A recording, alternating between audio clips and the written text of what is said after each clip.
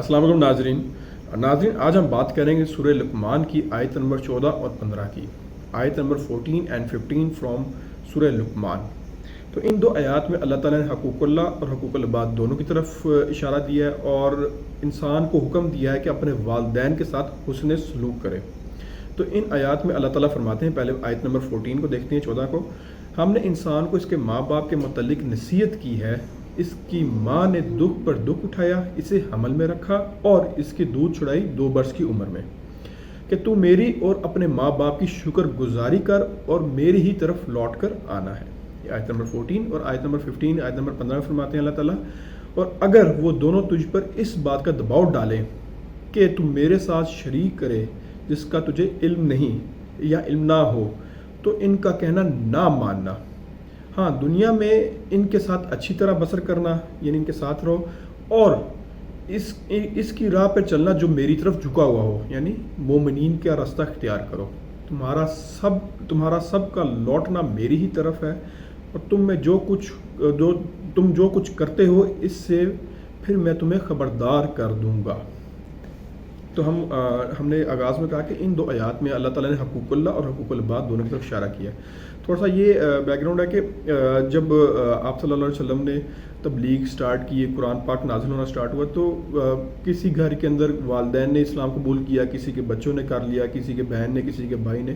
तो थोड़ा से एक परेशानी का भी आलम था कि वालिदैन अगर खुदा न खास्ता नाफरमान है और वो दायरे इस्लाम में नहीं आए, तो वो अपने औलाद पे जुल्म करते हैं या सख्ती करते हैं, उनको हुक्म देते थे कि यार कि तुम भी इस दायरे इस्लाम से बाहर आ जाओ।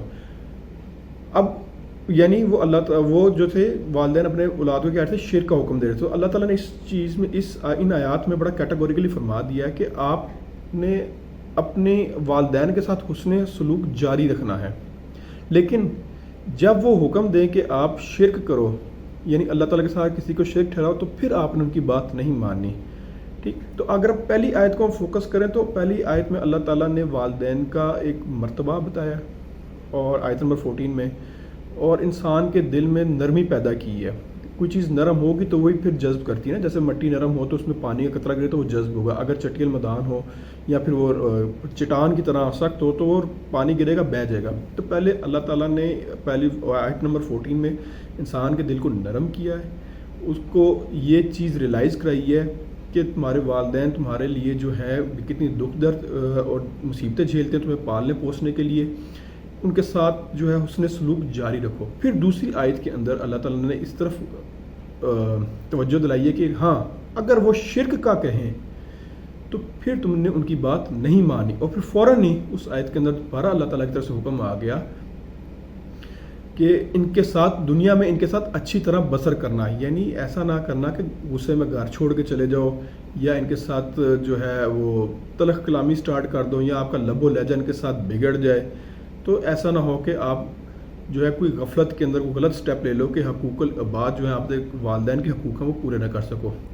अल्लाह का हकूक़ भी आपने पूरे करने, हकूक़ुल इबाद भी पूरे करने हैं, लेकिन जहाँ पे हकूक़ुल इबाद या वालिदैन इस हद तक पहुँच जाए कि आपको हकूक़ुल्लाह जो है वो पूरे ना करने दे, तो फिर आप उनका इनकार करो और मोमिनीन की राह इख्तियार करो।